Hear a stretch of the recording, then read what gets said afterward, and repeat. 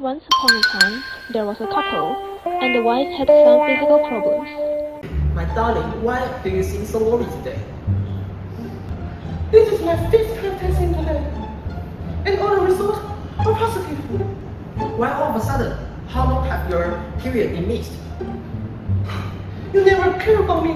My last period is 7 weeks ago. Well, go to the hospital and get your body checked tomorrow morning. Let's have some fun tonight before that. No way. Don't you know that having sexual relations during pregnancy is dangerous for kids? There's no big deal. Wait, I think my vagina is bleeding, and I feel quite dizzy. We must get to the hospital as soon as possible and see what's wrong with you. Hello, miss. Where do you feel uncomfortable today?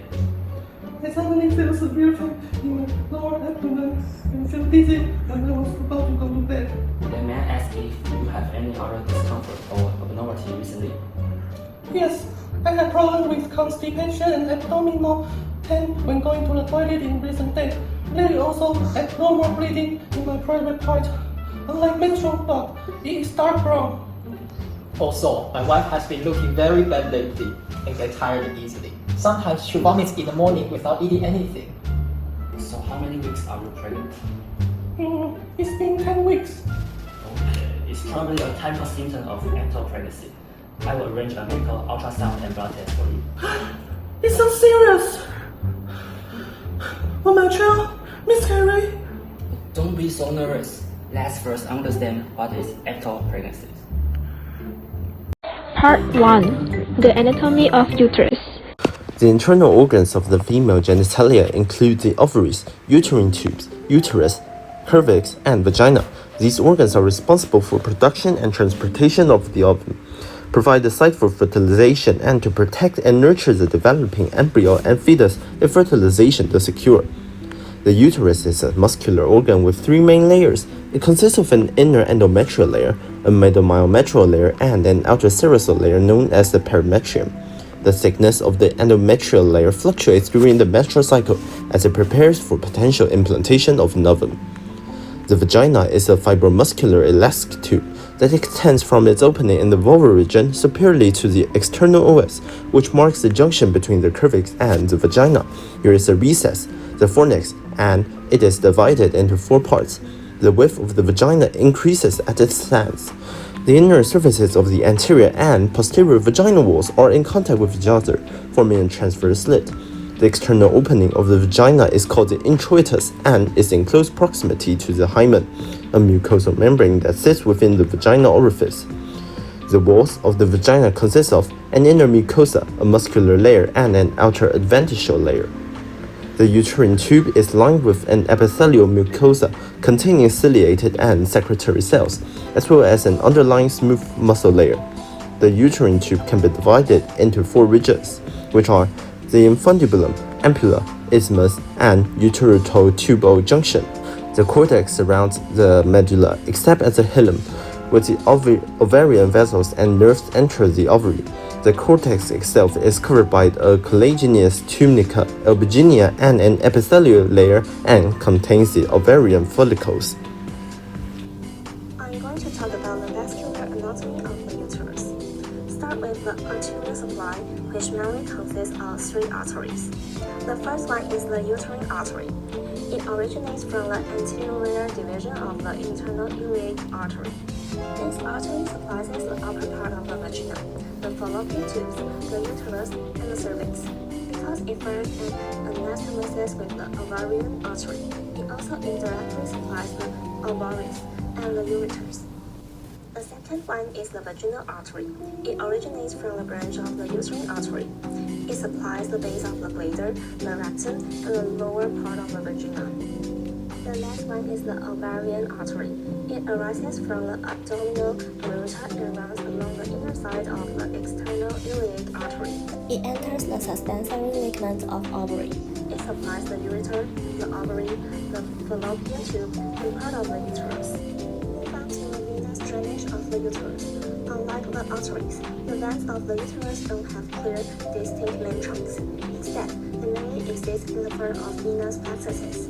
First, the uterine venous plexus. It drains blood from the uterus and the vagina.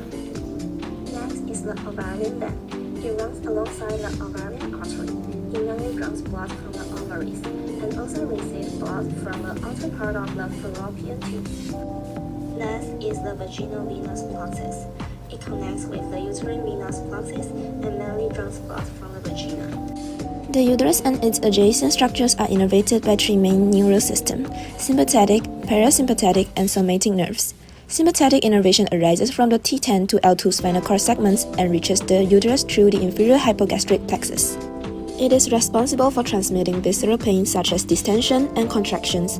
Parasympathetic innervation originates from the S2 to S4 segments and travels via the pelvic splanchnic nerves, playing a role in regulating blood flow and autonomic reflexes in pelvic organs. Somatic innervation, especially from the pudendal nerve, which is S2 to S4, provides localized sensation to the lower third of the vagina and external genitalia.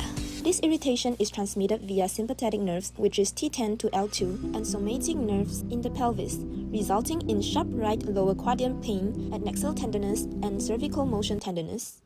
Part 2. Introduction to Ectopic Pregnancy. Next, I'm going to talk about ectopic pregnancy. In a normal pregnancy, the egg is released from the ovary and travels through the fallopian tube. There, it meets the sperm, and together they form a fertilized egg. After about 3 to 4 days, this fertilized egg makes its way down to the uterus and implants itself into the uterine lining to start growing. But sometimes, something goes wrong in this process. Instead of implanting in the uterus, the fertilized egg ends up growing somewhere else.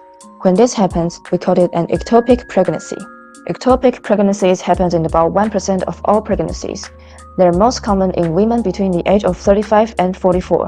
More than 95% of these cases occur in the fallopian tubes. The rest happen in the abdomen cavity, 1 to 2%, cervix, 1%, or ovary, around 3%. Now, let's talk about the symptoms. Some people might not notice anything at first, but in many cases, symptoms start to show between the 4th and 12th week of pregnancy. Common signs include a positive pregnancy test with a faint or unclear result, like one line being lighter than the other. Vaginal discharge or bleeding. Some may miss their period but have brownish discharge or light bleeding. That's because the uterine lining becomes unstable and start to shade. Pain in the lower abdomen or pelvis, usually on one side. It might feel like period pain and may get worse if you press on it. And in some cases, pain in the shoulders or neck. This can happen if there's internal bleeding irritating the diaphragm. What if an ectopic pregnancy burst? The symptom of an ectopic pregnancy can sometimes be mistaken for digestive or urinary issues, which make it hard to catch early. But if the pregnancy continues beyond 8 weeks, the growing embryo may cause the area itch to rupture. When that happens, the person may suddenly experience heavy vaginal bleeding, severe abdominal pain, nausea or vomiting, dizziness, rapid heartbeat, low blood pressure, shortness of breath, or feeling cold. In extreme cases, this can lead to fainting, shock, or even death. Sometimes, there's no clear reasons why an ectopic pregnancy happens, but doctors have found that it's more likely in certain groups of people. First, pelvic inflammatory disease. This happens when bacteria from the vagina travel up into the uterus and cause infection. It can lead to scarring in the fallopian tubes, which might block the fertilized egg from reaching the uterus. Second, previous pelvic surgery. Surgeries like ovarian cyst removal, treatment for endometriosis, or fibroid removal can leave behind scar tissue or cause organs to stick together. That increases the chance of an ectopic pregnancy. Third, fallopian tube surgery. People who have their tube type and then reversed or whose tubal ligation failed have a much higher risk, up to 21 times more than average. Fourth, sexually transmitted infections. This can also cause inflammation or damage to the reproductive organs. Fifth, previous ectopic pregnancy. If you had one before, there's about a 15% chance it could happen again. Part 3. Software to help patients judge themselves. Next, I will introduce how to use the Visual DX system to help understand a patient's possible disease. Visual DX is an online clinical decision support system that helps improve diagnostic accuracy, supports medical decision making, and enhances patient safety. First, we enter the Visual DX interface and click on Build a Differential. Then, we input the patient's shape complaints. According to the case study, the patient presents with lower abdominal pain and vaginal spotting. Based on further physical examination, the pain is located in the right lower quadrant. Next, we enter the patient's basic information. In this case, the patient is a 29-year-old female. After that, we continue by entering other clinical details, including the patient condition, symptoms, and lab test results. Once all information is filled in, and we confirm which test results are relevant, we click on View List Differential. The system will then display a list of potential diagnoses. Based on the results, we can see that the patient in our case study may be suffering from an ectopic pregnancy. By clicking on this condition, we can view a detailed description, which includes diagnostic methods, possible complications, recommended tests, management peers, and treatment options. Based on the ultrasound and blood test we just performed, we confirm that you have an ectopic pregnancy. That means the embryo has implant outside the uterus, most commonly in the fallopian tube. What treatment actions are available? There are two main treatment options for your condition. The first is medication. We use an injection of drug called methotrexate, which stops the cell of the embryo from growing and allow your body to absorb the tissue naturally. The second is surgery. If the embryo is too large or there's a risk of rupture, we may need to perform laparoscopy surgery to remove the embryo. Will I still be able to get pregnant in the future? Well, that's a very common concern. As long as your other fallopian tube is healthy, most women can still get pregnant naturally after treatment. However, we recommend getting early checks in future pregnancy to confirm the embryo is in the right place. Thank you, doctor. Please help us with the next steps. Of course, we'll arrange everything right away. Please wait a moment.